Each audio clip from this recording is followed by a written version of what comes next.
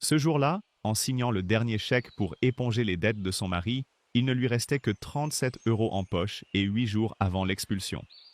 Un chien efflanqué l'attendait au bord du chemin, immobile. Il s'est levé sans bruit quand elle a repris sa route. Et il l'a suivie comme s'il savait déjà, avant elle, où ce chemin allait la mener. On lui a cédé, pour presque rien, une tour de pierre en ruine sur un causse battu par le vent, et le sourire moqueur de tout un village qui l'a regardé sans la voir vraiment. Des cailloux et des ronces, a soufflé une voisine, tant mieux pour elle. Mais sous ces murs que personne ne voulait, son chien a flairé ce qu'elle ne devinait pas encore, et ce qu'elle a fini par trouver tout en haut de cette tour a changé le destin d'un village entier, pas seulement le sien. Si vous avez déjà su ce que c'est de rester digne quand plus rien ne vous y oblige, cette histoire est faite pour vous. Regardez jusqu'au bout, abonnez-vous, et dites-moi en commentaire, quelle est la chose qu'on n'a jamais réussi à vous arracher? Le car m'a laissé au bord de la route, là où le goudron s'arrête et où le causse commence, et j'ai reconnu l'odeur avant même de reconnaître le paysage. Une odeur de pierre chauffée, de thym écrasé, de vent sec qui vient de loin. Cela faisait 40 ans que j'avais fui ce plateau du Quercy en jurant de ne jamais y remettre les pieds, et voilà que j'y revenais à 61 ans, veuve, ruinée, avec pour tout bagage une valise à roulettes cassée et une enveloppe de billets qui ne pesait pas lourd. On ne rentre pas au pays comme on en repart. On y rentre à reculons, en espérant que personne ne vous reconnaisse, et en sachant très bien que tout le monde vous reconnaîtra. Je m'appelle Delphine Fontaine. Pendant 30 ans, j'ai été l'épouse de Julien Fontaine, le chef, celui dont le nom brillait en lettres dorées au-dessus d'un restaurant de la presqu'île lyonnaise. Les critiques parlaient de sa main, de son audace, de son palais hors du commun. Ce qu'ils ne savaient pas, ce que presque personne n'a jamais su, c'est que les 3/4 de ce palais, c'était le mien. Les sauces qu'on félicitait, les accords qu'on saluait comme des révélations, c'est moi qui les avais trouvés, un soir, dans notre cuisine à nous, avant qu'il ne les fasse siens le lendemain devant la brigade. Je ne dis pas cela avec amertume, ou plus avec amertume, en tout cas. C'était ainsi. Julien avait le geste et le sourire qu'on filme. Moi, j'avais le nez et la langue. Et dans ce métier-là, comme dans beaucoup d'autres, on ne récompense pas toujours celui qui fait le travail. Quand son cœur a lâché, un soir de service, entre le passe et la salle, je me suis retrouvé seul avec un chagrin que je n'ai pas eu le temps de vivre correctement, parce qu'il a fallu affronter autre chose, tout de suite, sans respirer. Son associé, un homme au costume impeccable, a produit des papiers que je n'avais jamais vus. La famille de Julien, qui ne m'avait jamais vraiment accepté, a réclamé sa part, avec une froideur qui m'a plus blessé que le deuil lui-même.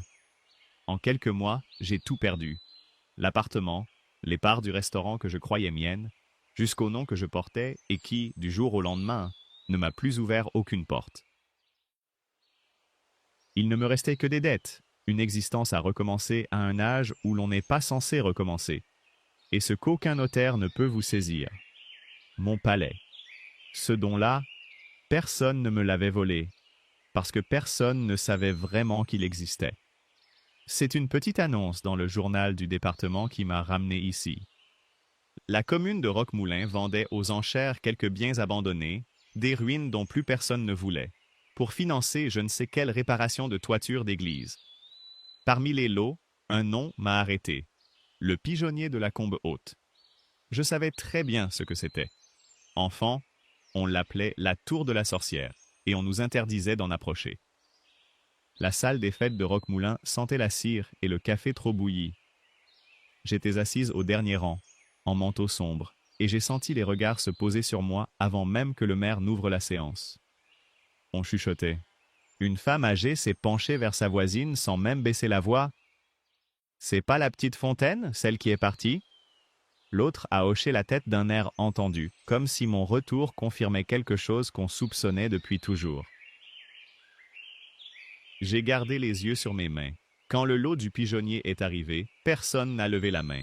L'huissier a répété le prix de départ, 50 €, presque en riant lui-même de la modestie de la somme, et le silence qui a suivi n'était pas un silence d'indifférence, mais un silence prudent, comme si l'on craignait de réveiller quelque chose en s'en approchant. J'ai levé la main. 50 €. Toute la salle s'est tournée vers moi d'un seul mouvement, et j'ai entendu, dans le fond, un petit rire étouffé, puis une voix qui disait, assez fort pour que je l'entende, « Elle rachète la tour de la sorcière maintenant, la folle qui rachète la folle. » Je n'ai pas répondu.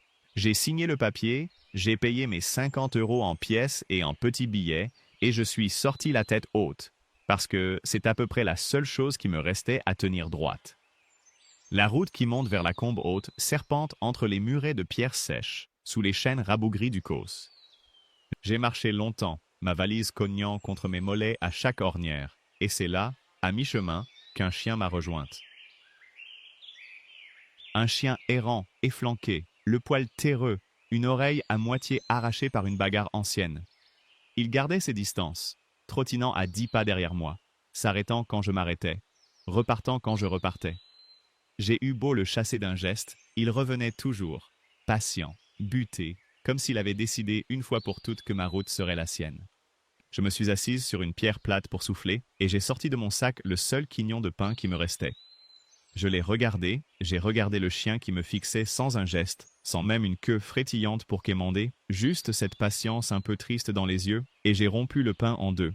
Il s'est approché lentement, a pris sa part avec une douceur inattendue pour une bête aussi affamée, et l'a mangé assis à côté de moi, presque poliment. « Tu ressembles à un nougat trop cuit. Avec cette couleur-là, lui ai-je dit, pour dire quelque chose, pour entendre une voix, même la mienne, dans ce silence du Causse. Le nom lui est resté. Nougat. » C'était la première fois depuis la mort de Julien que je partageais quelque chose avec quelqu'un sans qu'on me le prenne aussitôt. Et cette pensée-là, toute simple, m'a serré la gorge plus que je ne l'aurais cru. Nous sommes arrivés à la tombée du jour. Le pigeonnier de la combe haute se dressait au bout d'un chemin de ronces, une tour ronde de pierres sèches, plus haute que je ne l'imaginais. Ses murs mangés de lierre, ses ouvertures béantes où nichaient encore, disait-on, quelques pigeons sauvages. Autrefois, ces tours étaient la fierté des fermes riches du Causse. On y élevait des pigeons dont on récoltait la fiente, la colombine, l'un des meilleurs engrais qui soient pour les terres pauvres du plateau. Celle-ci n'avait plus rien d'une fierté. Elle avait l'allure d'un animal abandonné, recroquevillé sur lui-même, attendant qu'on l'achève ou qu'on le sauve. Je suis resté longtemps immobile devant elle, la valise à mes pieds, Nougat assis contre ma jambe, et j'ai levé les yeux vers le sommet, vers cette petite structure en surplomb qui coiffe les pigeonniers de la région, qu'on appelle le lanternon, celle par où les pigeons entraient et sortaient autrefois en nuée. Sur toutes les tours que j'avais vues enfant, cette ouverture restait béante, noire, vivante.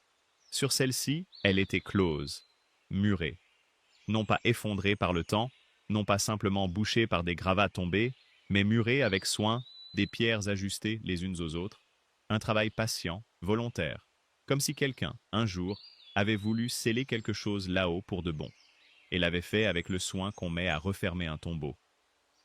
Je ne savais pas encore ce que cela voulait dire. Je savais seulement, en regardant cette pierre grise se découper contre le ciel qui rougissait, qu'une question venait de se planter en moi et qu'elle n'allait plus me lâcher. Qu'est-ce qu'on avait bien pu vouloir enfermer, tout en haut de cette tour, pour prendre la peine de la murer de l'intérieur? La première nuit, je l'ai passée assise sur ma valise, enroulée dans mon manteau, à écouter le vent jouer dans les boulins vides de la tour. On appelle boulins ces petites niches creusées dans l'épaisseur du mur, où nichèrent les pigeons autrefois, des centaines de trous sombres qui couraient du sol jusqu'au sommet, comme les alvéoles d'une ruche géante. Cette nuit-là, ils sifflaient tous en même temps, un chœur de petites voix de pierre, et j'ai eu envie, plus d'une fois, de reprendre ma valise et de redescendre au village, demander qu'on me ramène à la gare. Nougat, couché en boule contre mes jambes, ne bougeait pas. Sa chaleur était la seule chose tiède dans tout ce noir. Je suis resté. Au matin, sans même me l'expliquer à moi-même, je me suis mise à nettoyer. J'ai dégagé l'entrée des ronces avec un bâton trouvé sur place. J'ai balayé les gravats à main nue. J'ai empilé dans un coin les pierres tombées qui pourraient resservir. Je n'avais ni argent, ni plan, ni la moindre idée de ce que j'allais faire d'une ruine pareille. Mais mes mains, elles, semblaient en savoir quelque chose que ma tête ignorait encore. C'est peut-être cela, l'entêtement. Un savoir du corps qui précède la décision. C'est en fin de matinée qu'un homme est apparu au bout du chemin. Un panier d'osier sous le bras, une paire de bottes couvertes de terre. Grand, voûté, la peau tannée comme du cuir, l'âge indéfinissable qu'ont parfois les hommes qui ont travaillé toute leur vie dehors. Il s'est arrêté à bonne distance, m'a observé un long moment sans un mot, puis a demandé d'une voix rocailleuse « C'est vous qui avez acheté ça ?» J'ai répondu que oui. Il a hoché la tête, comme si cela confirmait une bêtise qu'il pressentait déjà. « Anselme !» a-t-il dit enfin, en guise de présentation, sans tendre la main. Il vivait plus bas sur le Causse, m'a-t-il expliqué, dans une ferme isolée, et cherchait des champignons dans les sous-bois du coin depuis plus longtemps que je n'étais né, ou presque. Il n'a pas été aimable ce premier jour, mais il n'a pas été mauvais non plus. Juste prudent, comme on l'est devant un fossé dont on ignore la profondeur. « Vous savez ce que c'était cette tour avant ?» m'a-t-il demandé en regardant le lanternon muré tout en haut, exactement comme moi la veille. J'ai dit que non, pas vraiment, que je me souvenais seulement qu'enfant on l'appelait la tour de la sorcière. Il a eu un rire bref, sans joie. Elle s'appelait Séraphine. Séraphine Delaunay. Elle a vécu ici seule pendant des années. Elle parlait à la terre plus qu'aux gens, et le village le lui a fait payer. Il n'en a pas dit davantage ce jour-là. Il a juste ajouté en tournant les talons. Personne n'est venu à son enterrement, pas même moi. Et il est reparti sans se retourner, comme si cette phrase-là lui coûtait déjà trop cher. Ce premier après-midi, j'ai aussi fait le tour complet de la tour, à l'intérieur, pour mesurer l'ampleur de la tâche. Le rez-de-chaussée servait autrefois de resserre, avec une grande cheminée de pierre noircie où l'on avait dû faire bouillir la lessive des générations passées. Un escalier de pierre, taillé à même l'épaisseur du mur, montait en colimaçon jusqu'au sommet, éclairé par les rares meurtrières qui laissaient de filtrer un peu de jour. À chaque marche, j'entendais le roucoulement étouffé de quelques pigeons sauvages qui avaient fait leur nid dans les boulins les plus hauts, seuls habitants encore fidèles à cette tour que tout le monde disait maudite. Le froid de la pierre montait à travers mes semelles, un froid ancien, presque respectueux, qui n'avait rien de menaçant une fois qu'on avait accepté de l'écouter plutôt que de le fuir. Je suis descendu à l'épicerie du bourg en fin d'après-midi pour acheter de quoi tenir quelques jours. Du pain, du fromage, une boîte de nourriture pour Nougat qui trottait fièrement à mon côté comme s'il avait toujours vécu là. La commerçante, une femme d'une 60aine d'années, au visage fermé, m'a servi sans un mot, a compté ma monnaie sur le comptoir plutôt que de me la remettre en main et a détourné les yeux quand j'ai voulu la remercier. Une vieille dame qui entrait au même moment s'est arrêtée sur le seuil en me voyant, a porté la main à son cou d'un geste rapide, presque un signe de croix, et a préféré ressortir attendre dehors plutôt que de partager la boutique avec moi. Je connaissais cette sensation-là. 30 ans à Lyon, dans l'ombre d'un homme qu'on applaudissait à ma place, m'avait appris à encaisser sans qu'on le voie sur mon visage. J'ai serré mon sac contre moi, j'ai remercié malgré tout d'une voix égale, et je suis remonté vers la tour avec mes provisions, Nougat trottinant devant moi comme s'il ouvrait le chemin. Sur le chemin du retour, j'ai croisé un groupe d'enfants qui jouaient près du lavoir communal. L'un d'eux, en me voyant, a chuchoté quelque chose à l'oreille des autres, et tous se sont mis à courir vers moi en criant, mi-rieurs, mi-effrayés, « La sorcière, avant de détaler dans une ruelle en riant aux éclats, comme on rit d'une peur qu'on s'invente pour se faire peur soi-même. J'ai continué mon chemin sans un mot, mais ce mot-là, sorcière, prononcé par des bouches d'enfants qui ne savaient rien de Séraphine ni de moi, m'a fait comprendre à quelle vitesse une réputation se transmet, d'une génération à l'autre, sans jamais qu'on prenne la peine de la vérifier. Le lendemain, j'ai retrouvé Anselme assis sur le muret bas qui borde le chemin, occupé à tailler un bout de bois avec son couteau, sans but apparent, seulement pour occuper ses mains. Il m'a regardé m'approcher sans lever la tête. « Vous savez pourquoi je vis tout seul, moi aussi, en dehors du bourg ?» m'a-t-il demandé d'une voix qui n'attendait pas vraiment de réponse. « Parce qu'un jour, il y a bien longtemps, j'ai pris la défense de Séraphine devant le conseil municipal, quand ils ont voulu lui interdire l'accès à un chemin qu'elle empruntait depuis toujours.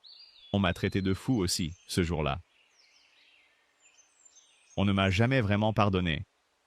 Il a soufflé sur son morceau de bois pour en chasser les copeaux. Alors, ne vous étonnez pas trop de ce qu'on vous fait. C'est une vieille habitude par ici de se méfier de ceux qui vivent autrement. Le soir, En dégageant les derniers gravats amoncelés au pied du mur nord, j'ai vu Nougat s'immobiliser brusquement. Il s'est mis à flairer le sol avec une insistance nouvelle, puis à gratter, frénétique, un rond de terre nue, pelée, presque grise, au milieu de l'herbe folle qui poussait partout ailleurs. Un cercle parfait, d'environ 2 mètres de large, sans le moindre brin d'herbe, comme si quelque chose, autrefois, avait brûlé la terre à cet endroit précis, et que rien n'y avait jamais repoussé depuis. J'ai voulu l'appeler, le tirer de là, mais il a planté ses pattes et n'a plus bougé, le nez collé au sol, un grondement sourd et concentré dans la gorge, comme s'il avait senti, sous cette terre stérile, quelque chose que moi, je ne pouvais pas sentir, mais que lui refusait absolument de quitter. 3 jours plus tard, un mot glissé sous une pierre à l'entrée du chemin m'a convoqué chez le notaire du bourg, maître Aubrac. Son étude sentait le vieux papier et la cire à parquet. C'était un homme d'une 60aine d'années lui aussi, au geste las, qui m'a fait asseoir avec une politesse un peu triste, comme s'il regrettait déjà ce qu'il allait m'annoncer. Madame Fontaine, je dois vous parler d'une clause que l'huissier ne vous a peut-être pas détaillée lors de la vente. Il a sorti un dossier, tourné quelques pages, et m'a expliqué, de sa voix posée, que le pigeonnier de la Combe Haute était grevé d'un droit de préemption ancien, datant de plusieurs générations, au bénéfice du propriétaire du domaine de Malvan voisin. Si, dans un délai fixé, le bien restait en l'état, en ruine, non habité, non exploité, ce voisin pourrait exercer son droit et me le racheter au prix symbolique fixé par la clause, c'est-à-dire presque rien. En clair, a-t-il résumé, si vous ne parvenez pas à rendre cette tour habitée et productive avant l'échéance, elle ne vous appartiendra plus. J'ai demandé qui était ce voisin. Maître Aubrac a hésité, puis a répondu « Monsieur Delpech, Roland Delpech ». Il a ajouté, presque à contre-cœur, que c'était un homme important dans la région, qu'il tenait le marché aux truffes locales d'une main sûre depuis des décennies, et qu'il valait mieux, à son avis, ne pas se mettre en travers de son chemin. Je n'ai pas eu à attendre longtemps pour le rencontrer. Le lendemain, une voiture noire, rutilante malgré la poussière du Causse, s'est arrêtée au bas du chemin, et un homme élégant en est descendu, la 60aine soignée, chemise impeccable malgré la chaleur, un sourire qui semblait sincère et qui pourtant ne montait jamais tout à fait jusqu'aux yeux. Madame Fontaine, je présume, Roland Delpech. Il m'a serré la main avec une chaleur mesurée, a regardé la tour derrière moi avec une moue compatissante, presque paternelle. C'est un projet courageux, ce que vous entreprenez là. Peut-être un peu ambitieux, pour une femme seule. Ah, il n'a pas terminé la phrase, mais je l'ai terminée pour lui dans ma tête, à votre âge, toute seule, sans un sou. Il m'a proposé, avec la douceur d'un homme habitué à ce qu'on lui dise oui, une petite somme pour me libérer de cette clause avant même l'échéance, pour vous éviter bien des soucis, madame, croyez-moi, je ne vous souhaite que du bien. J'ai décliné, poliment, en gardant les yeux dans les siens. Son sourire n'a pas bougé d'1 millimètre, mais quelque chose, dans son regard, a légèrement changé de température. « Comme vous voudrez !» a-t-il dit en remontant dans sa voiture. « Le temps arrange toujours ces choses-là, d'une façon ou d'une autre. » Ce n'était pas une menace, pas ouvertement. C'était pire. La certitude tranquille d'un homme qui n'a jamais eu besoin de menacer, parce qu'il a toujours gagné sans avoir à le faire. Ce soir-là, en remontant vers la tour, j'ai mesuré pour la première fois l'ampleur de ce qui m'attendait. Une ruine à retaper, sans argent, sans métier du bâtiment, un délai que je ne connaissais même pas encore précisément, et un homme puissant qui n'avait qu'à attendre, assis dans son domaine, que j'échoue toute seule. J'ai retrouvé Anselme près du cercle de terre brûlée, penché, en train d'observer le sol sans y toucher. Je lui ai demandé ce que c'était, ce rond pelé où rien ne poussait. Il s'est refermé aussitôt, le visage soudain fermé comme une porte, et n'a lâché qu'un mot, dans ce patois du Causse que je comprenais encore un peu. Brûlé. Puis il est parti sans un mot de plus, laissant la question suspendue entre nous comme une fumée qui ne se dissipait pas. Je me suis endormi tard, épuisé, la tête pleine de chiffres que je ne savais pas faire tenir ensemble. C'est un bruit dehors qui m'a réveillé au milieu de la nuit, un pas lent, une lumière tremblante qui filtrait par l'ouverture de la porte. J'ai trouvé Anselme agenouillé près du cercle brûlé, une lampe à pétrole posée à côté de lui, les mains plongées dans la terre grise jusqu'aux poignets, le visage tourné vers le ciel étoilé comme s'il cherchait une réponse là-haut. Il n'a pas semblé surpris de me voir. Il a retiré ses mains, en a fait couler la terre entre ses doigts, lentement, et quand il a enfin tourné les yeux vers moi, j'y ai vu quelque chose que je n'avais encore jamais vu sur son visage bourru. De l'émotion, brute, presque de la peur mêlée d'espoir. « Et ce n'est pas possible, a-t-il murmuré, plus pour lui-même que pour moi, la voix étranglée. Elle avait donc réussi. Je me suis accroupi près de lui dans le froid de la nuit, et j'ai attendu qu'il parle. Il lui a fallu un long moment pour trouver ses mots. Sous ces broussailles, sous tout le causse autour de cette tour, il y a une truffière, Madame Fontaine. Une vraie. Séraphine l'avait plantée, il y a bien longtemps, en cachette de tout le monde, et tout le village a toujours cru qu'elle était morte avec elle, oubliée, retournée à la friche. Ce cercle-là, cette terre brûlée où rien ne pousse, c'est ce qu'on appelle un brûlé. C'est la signature d'un chêne truffier. Là où le champignon travaille sous terre, il empoisonne les racines de l'herbe alentour. Il grille tout, sauf lui. Il a levé les yeux vers les vieux chênes rabougris qui entouraient la tour, que j'avais pris jusque-là pour de simples arbres chétifs du causse. Si ce brûlé-là est encore vivant après tout ce temps, alors peut-être que les autres aussi. Je ne connaissais rien à la truffe, sinon son parfum, que je savais reconnaître entre 1000 depuis mes années de cuisine et son prix qui avait toujours dépassé mes moyens. Anselme, lui, était ce qu'on appelle un cavageur, un chercheur de truffes de la vieille école, de ceux qui lisent le sol comme d'autres lisent un livre, la couleur de la terre, le vol des petites mouches qui tournent au-dessus des brûlés, l'odeur qui monte au petit matin après la pluie. Il connaissait Séraphine, autrefois. Il avait été, disait-il à demi-mot, l'un des seuls à ne jamais rire d'elle. Et le village le lui avait fait payer aussi, à sa manière, en le tenant lui-même à l'écart pendant des années. « Vous voulez bien m'apprendre » lui ai-je demandé. Il m'a regardé longuement, comme s'il soupesait quelque chose de plus grand qu'une simple leçon de cavage, puis il a hoché la tête, une fois, sèchement. « On verra ce que vous valez. » Les semaines suivantes ont pris un rythme que je n'avais plus connu depuis longtemps. Le matin, je retapais la tour pierre par pierre, réapprenant avec mes mains abîmées les gestes que ma grand-mère faisait autrefois, remontant les murets effondrés, dégageant les boulins un à un pour que la pierre respire à nouveau. L'après-midi, Anselme m'emmenait sur le causse, m'apprenait à repérer les brûlés, à reconnaître l'odeur particulière de la terre truffière, humide et sombre, différente de tout le reste. Deux exclus, un vieil homme humilié jadis et une femme qu'on avait dépouillée de son nom, penchés côte à côte sur la même terre, en train de réapprendre à faire confiance à quelqu'un.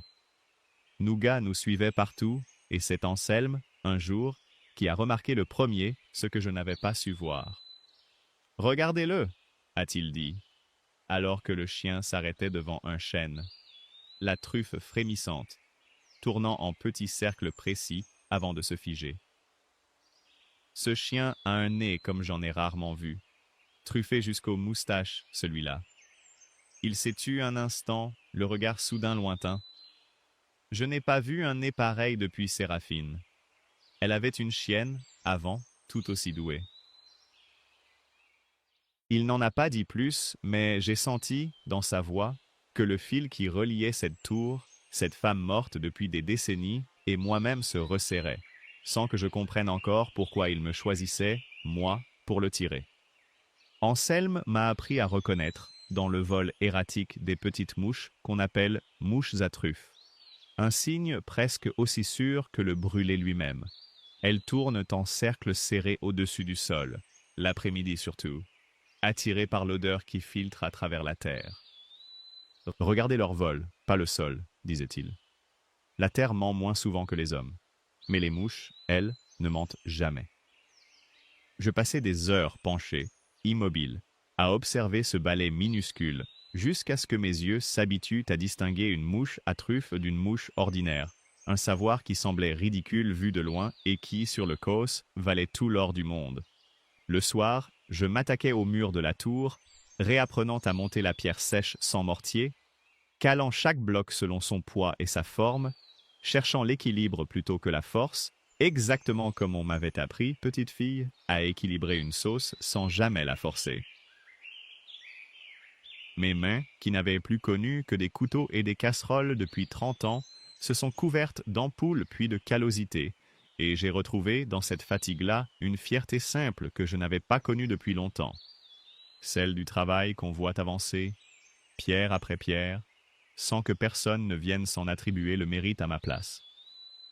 Le délai de Delpech, lui, ne s'arrêtait pas de courir pendant que j'apprenais. Chaque pierre remontée, chaque brûlé repéré, chaque petite victoire arrachée à la ruine était aussitôt rattrapée par le compte à rebours qui tournait dans un coin de ma tête, jour et nuit. Il fallait un toit avant les pluies. Il fallait de l'argent que je n'avais pas pour les tuiles. Il fallait faire vite, alors que tout, dans ce travail-là, demandait de la lenteur. Un soir, au crépuscule, alors que la lumière rasante dorait le causse et faisait chanter les pierres blondes des murets, Nougat s'est figé devant le plus vieux chêne du brûlé, celui dont le tronc noueux semblait avoir traversé un siècle sans fléchir. La truffe au sol, la queue soudain raide, immobile comme une statue, il a fixé un point précis dans l'herbe pendant de longues secondes, puis il s'est mis à creuser, avec une conviction que je ne lui avais jamais vue, les pattes avant plongeant dans la terre à un rythme régulier, obstiné, sans une hésitation. Anselme, à côté de moi, a posé sa main sur mon bras pour m'empêcher de bouger. « Laisse-le faire » a-t-il chuchoté, et pour la première fois, il me tutoyait, comme on tutoie quelqu'un qu'on vient d'admettre dans son monde. « Ne touche à rien. » Nougat a creusé encore quelques instants, puis a reculé d'un pas, s'est assis, et a regardé le trou qu'il venait d'ouvrir avec une fierté tranquille, comme s'il attendait qu'on vienne récolter le fruit de son travail. Anselme s'est agenouillé lentement, ses vieux genoux craquant dans le silence du soir, et a fouillé la terre du bout des doigts, avec une délicatesse que je ne lui connaissais pas encore, lui d'ordinaire si rude. Il en a sorti une masse noire et bosselée, grosse comme un œuf, couverte de terre, et l'a portée à son nez avant même de la nettoyer. Je l'ai vu fermer les yeux. Puis il me l'a tendue, sans un mot, et quand je l'ai approché de mon propre visage, l'odeur m'a submergé d'un coup. Terre, sous-bois, une note animale et sucrée à la fois. Quelque chose de profondément vivant qui montait de cette pierre noire comme si elle respirait encore. C'était une rabasse, m'a expliqué Anselme, le nom qu'on donne à la truffe en occitan, ici, sur le Causse. Une vraie, une tuber melanosporum, la truffe noire du Périgord, celle que les plus grandes tables s'arrachent. Et elle sortait de cette terre qu'on croyait morte, cultivée en secret par une femme que tout le monde avait traitée de folle. Anselme pleurait. Ce vieil homme bourru, aux mains calleuses, aux mots comptés, pleurait sans se cacher, les larmes traçant des sillons clairs dans la poussière de son visage tanné. Elle avait raison depuis le début, a-t-il dit, la voix brisée. Et personne ne l'a cru. Sauf ce chien-là, peut-être, quelque part, dans le sang d'un autre chien qui l'a connu. Je n'ai pas cherché à comprendre tout de suite ce qu'il voulait dire par là. J'ai juste tenu cette truffe entre mes mains, et pour la première fois depuis la mort de Julien, j'ai senti quelque chose se réveiller en moi qui n'était plus seulement de la survie. C'était mon métier qui revenait, mon vrai métier, celui qu'on m'avait toujours volé sans jamais me le nommer. Mon palais, mon nez, ce talent que j'avais mis 30 ans au service d'un homme et qui m'appartenait enfin, à moi seul. Nous en avons trouvé 7 autres cette semaine-là, moins belles, plus petites, mais bien réelles, et j'ai décidé de les porter au marché aux truffes de l'Albanque, le plus réputé de la région, celui dont on m'avait tant parlé enfant sans jamais y avoir mis les pieds. J'y suis arrivé avant l'aube, un petit panier tremblant sous le bras, au milieu des voitures qui se garèrent dans le noir et des lampes de poche qui s'allumaient une à une sur la place. L'Albanque, m'avait expliqué Anselme sur le trajet, tient son marché aux truffes depuis plus d'un siècle, toujours au même rythme, toujours au même endroit, l'hiver venu, quand la récolte bat son plein. Les courtiers arrivent parfois de très loin, certains depuis Paris, d'autres depuis l'étranger, attirés par la réputation d'un terroir que rien n'a jamais réussi à égaler. Je me souvenais, enfant, avoir entendu parler de ce marché comme d'un lieu presque mythique, et je ne pensais pas, un jour, m'y présenter moi-même. Un panier tremblant au bras, à l'âge où l'on est censé être installé depuis longtemps plutôt que de tout recommencer. L'odeur, là, était partout, épaisse, entêtante, montant de dizaines de paniers alignés sur les capots des voitures et les tables de fortune, sous le regard sévère des courtiers qui passaient de l'un à l'autre en soupçant, en flairant, en négociant à voix basse comme on négocie de l'or. J'ai posé mon panier avec les mains qui tremblaient encore un peu, et un courtier s'est approché, a soulevé une truffe, l'a portée à son nez, l'a reposée, en a pris une autre. « Belle qualité ?» a-t-il fini par dire, avec un hochement de tête respectueux. D'où sortent-elles, ces bêtes-là? Je n'ai pas donné plus de précision que nécessaire, mais j'ai vu, dans son regard, une considération nouvelle, celle qu'on accorde à quelqu'un qui sait ce qu'il fait. J'ai vendu mon petit lot ce matin-là pour une somme qui, si modeste fut-elle au regard de ce que je devais rassembler, m'a semblé une fortune tant elle représentait autre chose. La preuve que je pouvais encore, à 61 ans, gagner quelque chose par mon seul talent.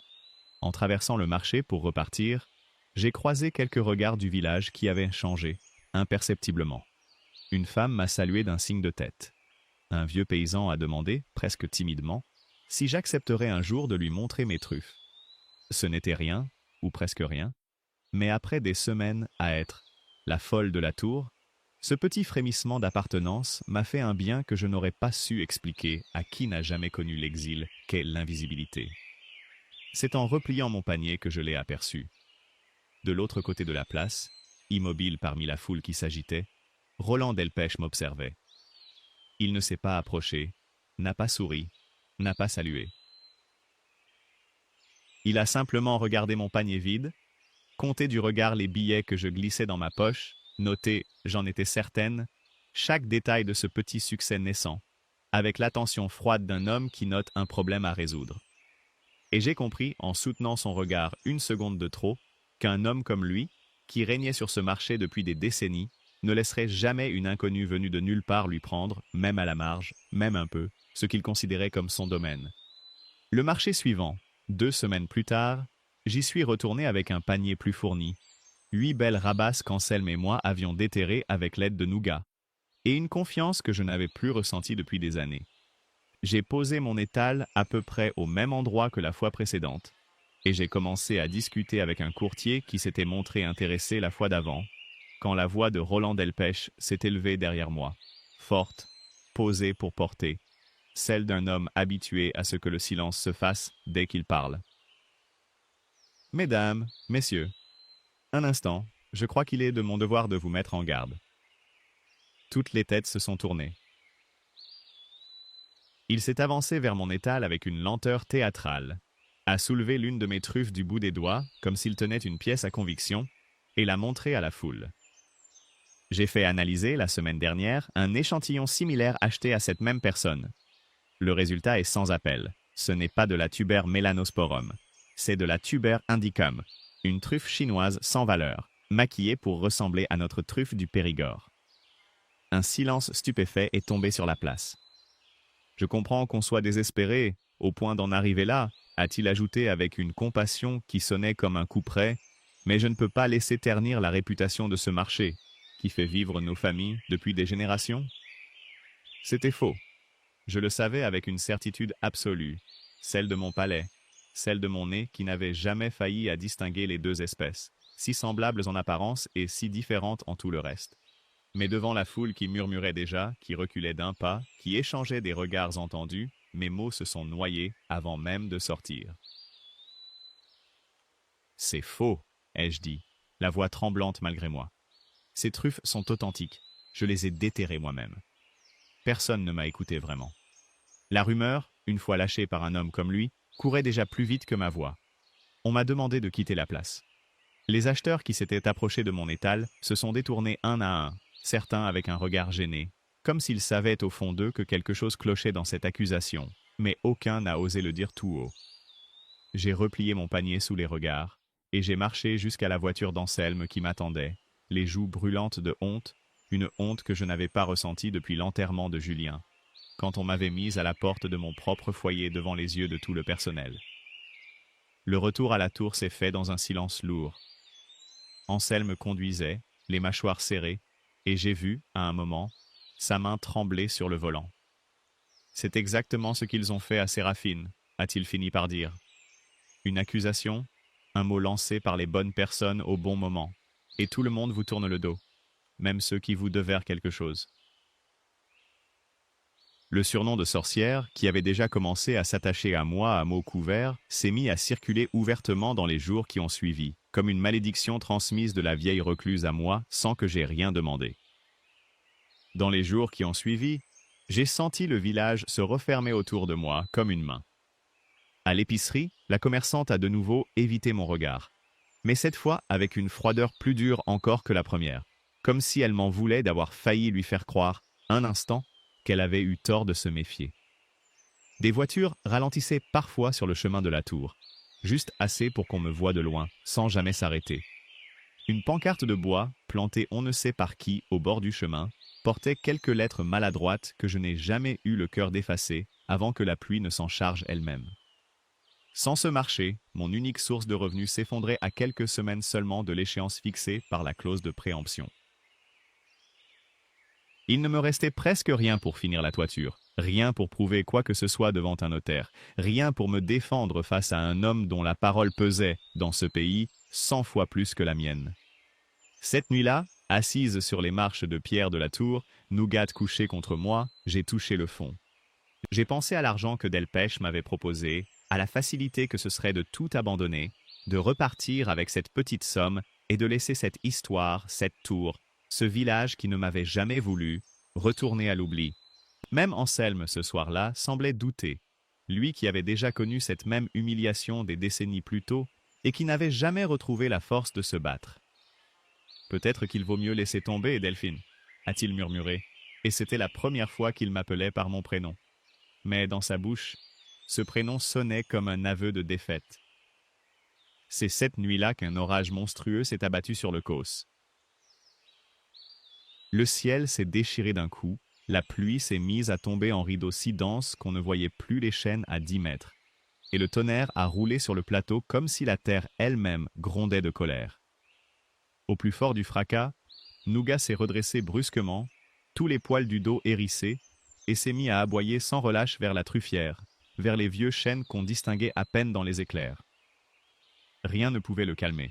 Malgré la pluie battante, malgré mes appels, malgré le tonnerre qui aurait dû le terrer sous un abri comme tout animal sensé, il s'est rué dehors dans la tempête, droit vers l'obscurité, sans un regard en arrière. Je me suis élancé derrière lui, sans même prendre le temps d'attraper une lampe. Trempé en quelques secondes, la pluie me fouettant le visage, incapable de voir à plus de 2 mètres devant moi. J'ai crié son nom dans le fracas de l'orage, en vain. J'ai fini par apercevoir la lueur d'une lampe qui bougeait plus loin, entre les chênes. Anselme, réveillé lui aussi par le vacarme, avait pris le même chemin que moi, guidé par l'inquiétude autant que par l'instinct du vieux cavageur qui sait, mieux que quiconque, quand quelque chose ne tourne pas rond sur ce Causse. Nous avons retrouvé Nougat au bord de la truffière, aboyant vers un point précis du sol, un point que je ne reconnaissais pas dans le noir. Et c'est en approchant, en suivant le faisceau tremblant de la lampe d'Anselme, que j'ai compris. Le sol, gorgé d'eau par des heures de pluie, s'était effondré sur lui-même, ouvrant un gouffre noir au milieu de l'herbe, un de ces trous béants qu'on appelle ici un avène, ces cavités que la pluie et les siècles finissent par creuser dans le calcaire du Causse, parfois sans prévenir, sous les pieds de qui s'y trouve. Et du fond de ce trou montait une petite voix, apeurée, entrecoupée de sanglots, celle d'un enfant. C'était le petit garçon de la famille Chastagnol qui vivait à la lisière du village, sorti sans doute chercher son propre chien perdu dans la tempête, ou peut-être simplement par bravade d'enfant, comme on en fait tous un jour. Il avait dû glisser au bord de l'Avène au moment même où le sol cédait, et se trouvait maintenant accroché à une corniche de pierre, à quelques mètres sous la surface, l'eau montant autour de lui. Anselme a hurlé pour appeler de l'aide vers le village, sa voix se perdant presque entièrement dans le vent, pendant que je m'allongeais au bord du trou pour tenter, en vain, d'apercevoir l'enfant. C'est Nougat qui a trouvé la solution avant nous, là où aucun de nous deux, ni moi, ni le vieil Anselme aux articulations raidies, n'osait s'aventurer sur cette pente de boue et de pierres glissantes qui plongeait vers le noir. Le chien s'est engagé sans hésiter, trouvant appui là où nous ne voyions que le vide, descendant par à-coups prudents jusqu'à se coller contre l'enfant tremblant de froid et de peur. Il est resté là, contre lui, le réchauffant de son corps, aboyant par intervalles pour que nous sachions qu'il tenait bon pendant les longues, très longues minutes qu'il a fallu au secours du village pour arriver avec cordes et lampes puissantes. Quand les pompiers ont enfin remonté l'enfant, transi mais vivant, la mère s'est effondrée en larmes sur le bord de la veine, l'a serré si fort qu'on aurait cru vouloir le refondre en elle. Et c'est seulement alors, en relevant les yeux, qu'elle a compris qui avait guidé les secours jusqu'à son fils. Elle a regardé Nougat, trempé, épuisé, léchant encore le visage du petit garçon. Puis elle m'a regardé moi, et quelque chose dans ses yeux, cette nuit-là, a commencé à se défaire de tout ce qu'on m'avait collé sur le dos depuis mon retour au pays. Le village a appris, dès le lendemain, que le fils Chastagnol, dont la famille comptait parmi les proches de Roland Delpech lui-même, devait la vie au chien de la folle de la tour. C'est en sondant la veine, une fois l'enfant en sécurité, que les pompiers ont fait une autre découverte, plus discrète, mais qui allait tout changer. L'un d'eux, en éclairant l'intérieur de la cavité pour s'assurer qu'aucun autre risque d'effondrement ne menaçait, a remarqué qu'une galerie étroite s'enfonçait depuis le fond de la veine, remontant en pente douce, directement sous les fondations de ma tour. En suivant son tracé le lendemain, à la lumière du jour, nous avons compris, Anselme et moi, que cette galerie souterraine, ouverte par hasard cette nuit-là par la violence de l'orage, remontait jusqu'à l'intérieur même du pigeonnier, jusqu'à la base du lanternon muré, tout en haut. Le gouffre venait de rouvrir, après toutes ces années, le chemin vers le sommet scellé. À l'aube, épuisé, trempé jusqu'aux os, les mains encore tremblantes de la nuit que nous venions de vivre, je suis remonté seul dans la tour, et j'ai levé ma lampe vers cette ouverture retrouvée, vers ce passage que la terre elle-même semblait avoir décidé de me rendre. J'ai pensé à Séraphine, à ce mur qu'elle avait construit pierre par pierre pour cacher quelque chose au sommet de sa propre maison. Et une question, la même qui m'habitait depuis le premier soir, est revenue me saisir la gorge, plus pressante que jamais. Qu'est-ce que tu as caché au juste, tout en haut de cette tour? Il m'a fallu 2 jours pour rassembler le courage et le matériel nécessaire. Une échelle récupérée chez Anselme, une lampe frontale, un burin et un petit marteau pour attaquer la pierre. La galerie ouverte par la veine remontait en pente raide à l'intérieur même de l'épaisseur du mur. Un passage étroit où je devais parfois ramper, le cœur battant, la poussière de calcaire me piquant les yeux, jusqu'à déboucher, enfin, contre l'envers du mur qui fermait le lanternon. J'ai posé la main sur cette pierre froide, et j'ai senti, sous mes doigts, non pas la maçonnerie brute et grossière qu'on utilise pour combler une brèche à la hâte, mais un ouvrage soigné, patient, des pierres taillées et ajustées avec un vrai souci du travail bien fait. Séraphine n'avait pas muré ce lanternon dans la panique. Elle l'avait fait avec le même soin qu'on met à bâtir, pas à détruire, et cette pensée m'a bouleversé avant même que j'aie commencé à frapper. J'ai attaqué la pierre du bout du burin, doucement d'abord, puis avec plus de force à mesure que le mortier ancien, sec et friable après tant de décennies, cédait sous mes coups. Il m'a fallu près d'1 heure pour ouvrir un passage assez large pour m'y glisser, et quand j'ai enfin passé la tête de l'autre côté, la lumière de ma lampe a révélé une petite pièce ronde, minuscule, blottie sous le toit conique du lanternon, restée intacte, figée dans le temps depuis le jour où Séraphine avait posé la dernière pierre de son mur. L'air, dans cette pièce close depuis si longtemps, avait une odeur particulière, sèche et douce à la fois, un mélange de vieux papier, de cire refroidie et de cette poussière fine que laisse le temps quand personne ne vient jamais le déranger. Un ray de lumière, filtrant par une fente que le mortier n'avait pas tout à fait comblée, traçait une ligne pâle sur le sol de terre battue, éclairant, comme un projecteur oublié depuis des décennies, un unique tabouret de bois placé face à la petite table. Séraphine avait dû s'asseoir là, des soirs entiers, pour écrire ce cahier à la lumière d'une chandelle, seule avec sa vérité, sachant peut-être déjà que personne ne la croirait de son vivant. Il n'y avait pas d'or, pas de trésor au sens où on l'entend d'ordinaire. Il y avait, posé avec soin sur une petite table de bois vermoulu, un cahier relié de cuir sombre, dont la couverture portait, tracée d'une écriture serrée et penchée, les mots « Note sur le diamant noir ».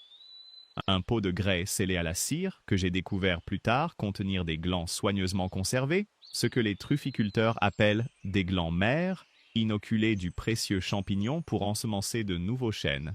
Et, roulé dans un tube de bois, une carte dessinée à la main du plateau tout entier, où étaient marqués, d'une écriture minutieuse, des dizaines d'emplacements de brûlés, un domaine bien plus vaste que le petit cercle que nous avions découvert autour de la tour. Je me suis assise à même le sol de pierre, le cahier ouvert sur mes genoux, et j'ai lu, à la lumière tremblante de ma lampe, les mots que Séraphine avait couchés là des décennies plus tôt. Elle y décrivait ses années d'observation, ses erreurs, ses réussites, avec la précision patiente d'une véritable savante de la Terre. Mais au fil des pages, le journal glissait aussi vers autre chose, une plainte contenue, presque pudique, sur l'injustice qu'elle avait subie. Elle y racontait comment la grande truffière du Puech, terre communale que le village entier exploitait autrefois en commun, avait été peu à peu enclose, grignotée, puis totalement accaparée par un homme du pays, à la faveur d'un arpentage truqué et de complicités achetées au fil des années, le grand-père de Roland Delpech lui-même. La fortune du domaine de Malvan, celle qui faisait de cet homme le maître incontesté du marché aux truffes, reposait tout entière sur ce vol ancien, effacé par le temps et le silence complice de tout un village. Et puis, vers la fin du cahier, une page m'a arrêté le souffle. Séraphine y évoquait sa propre famille, une sœur partie s'installer en ville, dont la descendance avait quitté le pays pour ne jamais revenir. Elle y notait un nom de jeune fille que j'avais porté moi-même, avant mon mariage, celui de ma propre grand-mère. Je suis resté longtemps immobile, le cahier tremblant entre mes mains, à mesurer ce que cela signifiait. Séraphine Delaunay était du sang de ma propre lignée, grand-tante ou sœur de mon aïeul. Je n'aurais su dire avec exactitude, mais assez proche pour que tout, soudain, prenne un sens que je n'avais pas osé imaginer. Je n'avais pas acheté cette tour par hasard. Pour 50 €, un jour de vente aux enchères. J'étais rentré, sans le savoir, là où étaient mes propres racines, là où on m'attendait peut-être depuis longtemps, sous cette pierre muette. J'ai serré le journal contre ma poitrine, les larmes coulant sans bruit sur mes joues, quand un bruit de moteur, lointain mais net dans le silence du causse, m'a fait relever la tête.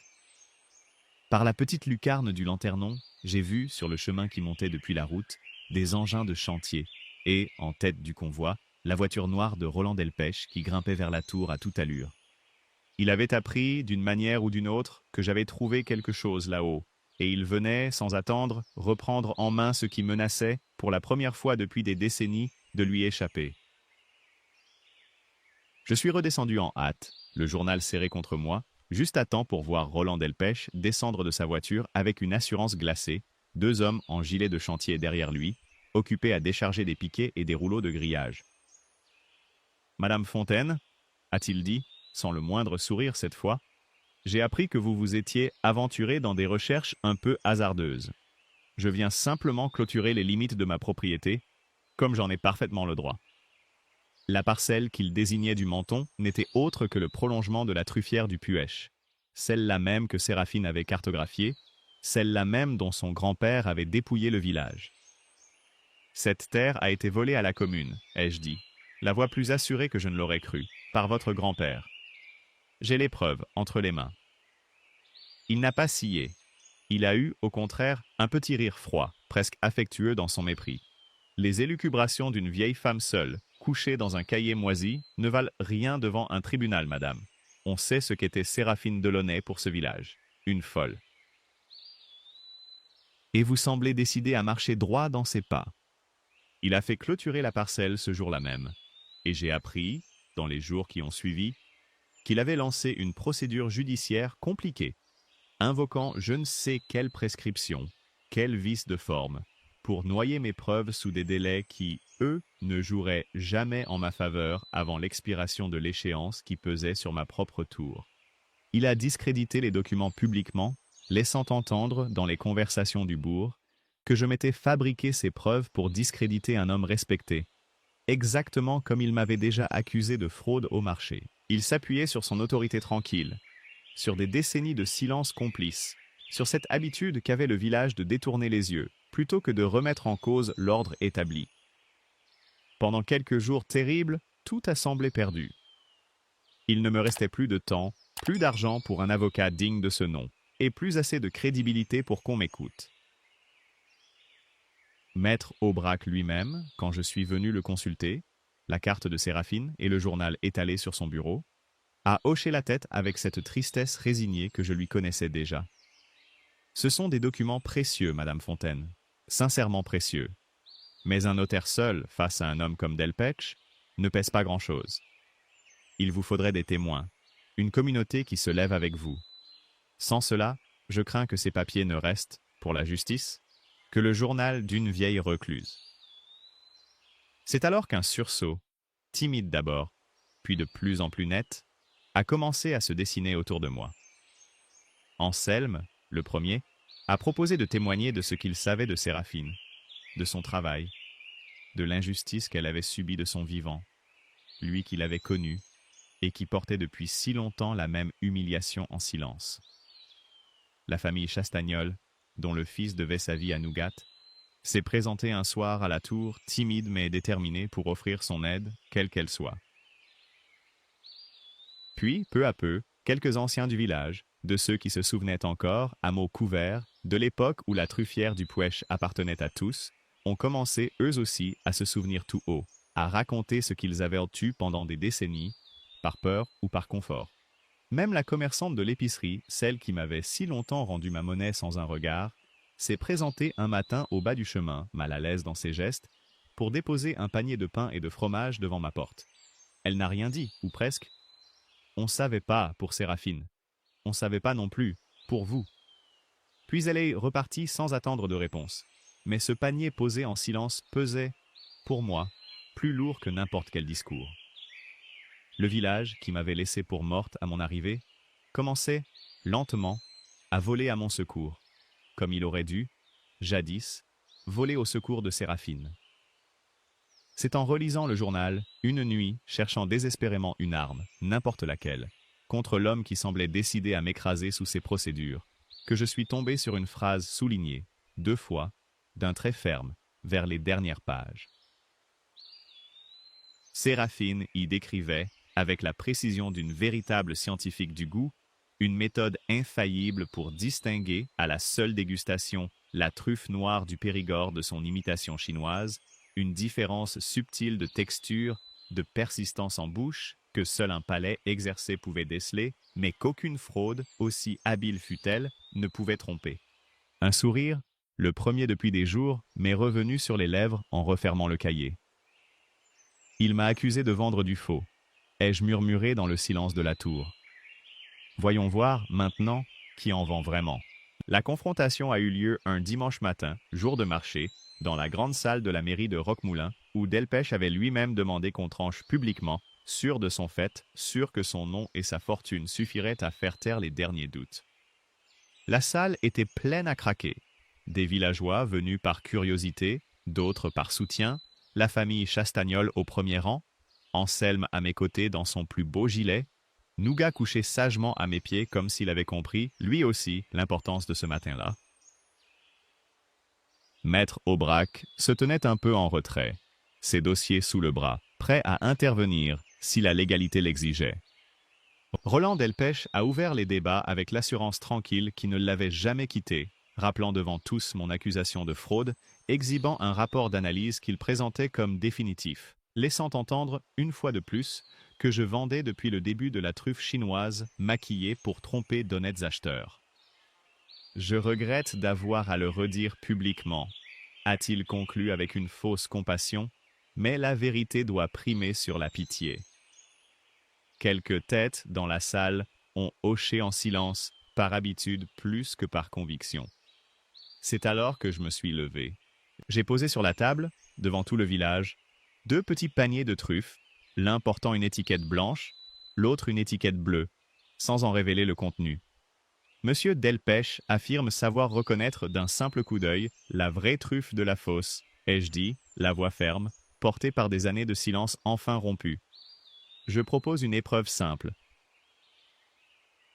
Que chacun goûte à l'aveugle ces 2 paniers et qu'on nous dise ensuite lequel vient réellement de mes cercles brûlés et lequel a été acheté la semaine dernière dans le commerce sous l'appellation Tuber indicum. Un murmure a parcouru la salle. Delpech a hésité, une fraction de seconde à peine, mais assez pour que je la voie, cette fêlure minuscule dans son assurance. Il ne pouvait pas refuser sans se déjuger devant tous. Des tranches ont été coupées, distribuées sur de petites soucoupes, goûtées par plusieurs anciens du village réputés pour leur palais, par le boulanger, par la commerçante qui m'avait autrefois rendu ma monnaie sans un mot.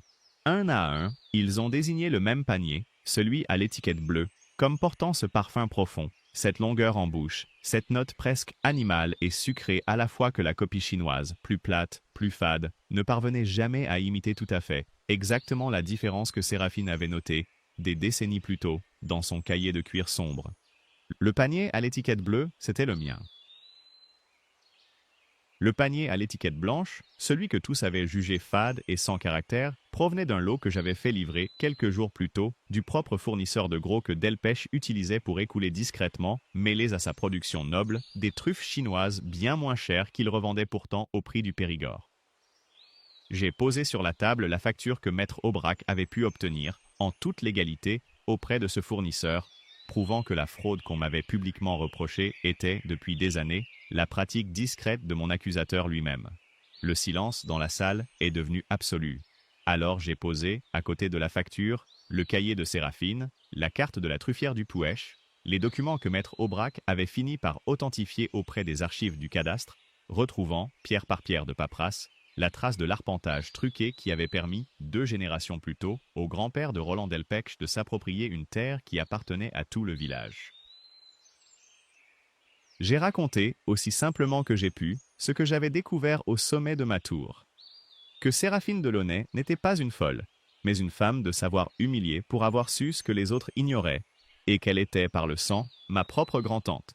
Ce qui faisait de moi, sans que je l'aie jamais su en achetant cette ruine pour 50 €, l'héritière naturelle de cette terre volée. Les prétentions de Roland Delpech se sont effondrées dans les jours qui ont suivi, aussi vite qu'elles avaient semblé inébranlables. Sa préemption sur ma tour est tombée d'elle-même, plus personne, au village, n'étant disposé à la lui reconnaître une fois la vérité connue. Son autorité sur le marché de l'Albenque, bâtie depuis si longtemps sur une réputation sans tache, s'est fissurée à mesure que d'autres histoires, tues elles aussi par prudence, ont fini par remonter à la surface. Il a quitté la région peu après, discrètement, sans jamais présenter d'excuses, mais son silence, cette fois, ne pesait plus sur personne. La truffière du Puetch est revenue à la commune, et sur ma proposition, appuyée par Anselme et par ceux qui m'avaient rejointe pendant ces mois difficiles, elle est devenue une coopérative où chaque famille du village pouvait retrouver sa part de ce qui lui avait été volé 2 générations plus tôt. J'en suis devenu, presque malgré moi, l'âme et la mémoire, mettant mon savoir-faire de chef, longtemps caché dans l'ombre d'un autre, au service de cette terre retrouvée.